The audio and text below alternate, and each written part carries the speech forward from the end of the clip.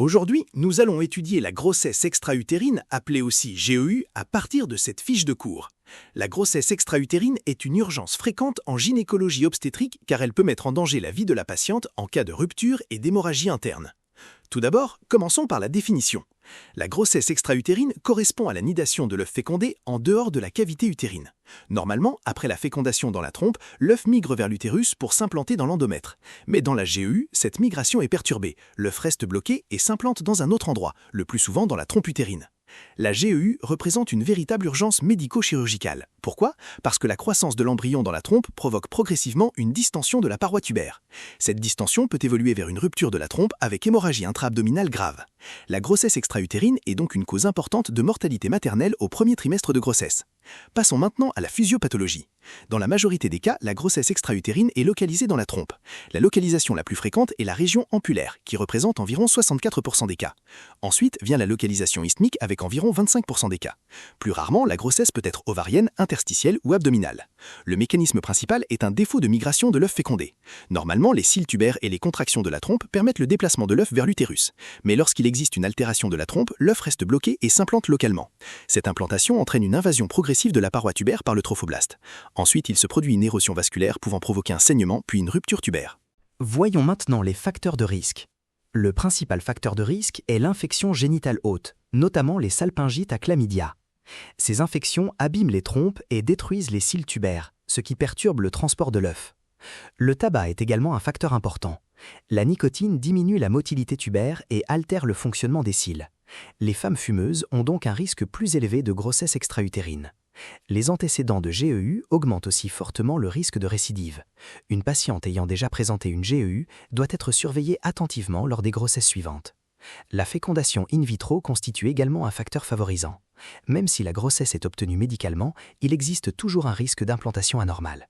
D'autres facteurs peuvent être retrouvés, comme les chirurgies tubaires, les malformations des trompes ou encore l'utilisation d'un dispositif intra-utérin. Passons maintenant à la clinique, qui est très importante à connaître. Le tableau clinique classique repose sur ce qu'on appelle le trépied symptomatique. Premier signe, les douleurs pelviennes. Ce sont souvent des douleurs latéralisées, situées d'un seul côté. Elles peuvent être modérées au début, puis devenir très intenses en cas de complications. Deuxième signe, les métrorragies. Il s'agit de saignements vaginaux noix-traces, peu abondants et irréguliers. Ces saignements surviennent souvent après un retard de règles. Troisième signe, l'aménorrhée. La patiente présente généralement un retard menstruel de quelques semaines, indiquant un début de grossesse. Donc, devant l'association douleurs pelviennes, métrorragie et aménorrhée, il faut toujours penser à une grossesse extra-utérine jusqu'à preuve du contraire. Il existe également des signes de gravité, appelés drapeaux rouges. Ces signes traduisent souvent une rupture tubaire.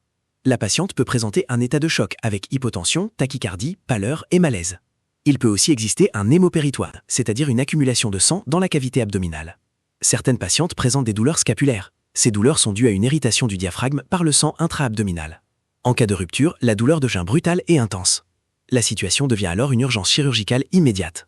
Parlons maintenant du diagnostic. Le diagnostic repose principalement sur deux éléments, le dosage des β-HCG et l'échographie endovaginale. Le dosage des β-HCG confirme l'existence d'une grossesse. Dans une grossesse normale, les β-HCG augmentent régulièrement. Dans la GEU, l'augmentation est souvent anormale ou insuffisante. L'échographie endovaginale est essentielle. Elle peut montrer un utérus vide malgré un taux élevé de β-HCG. On peut également observer une masse latéro-utérine, correspondant à la grossesse ectopique.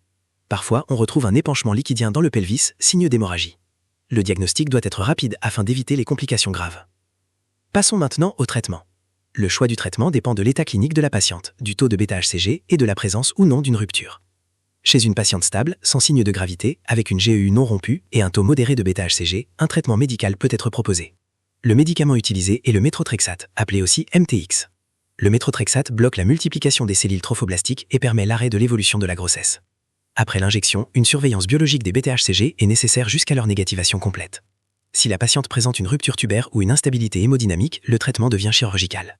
Deux techniques principales existent. La première est la salpingectomie. Elle consiste à ouvrir la trompe pour retirer la grossesse tout en conservant la trompe. La deuxième est la salpingectomie. Dans ce cas, on retire complètement la trompe atteinte. Cette technique est réalisée lorsque la trompe est trop abîmée ou en cas d'hémorragie importante. La chirurgie est le plus souvent réalisée par cohélioscopie. Pour terminer, retenons les points essentiels. La grossesse extra-utérine correspond à une implantation de l'œuf en dehors de l'utérus, le plus souvent dans la trompe. C'est une urgence médico-chirurgicale pouvant évoluer vers une rupture tubaire et une hémorragie interne grave. Le tableau clinique classique associe douleur pelvienne, métrorragie et aménorrhée. Le diagnostic repose sur les BTHCG et l'échographie endovaginale. Le traitement peut être médical par méthotrexate ou chirurgical selon la gravité. Le diagnostic précoce est fondamental afin de sauver la vie de la patiente et préserver sa fertilité future.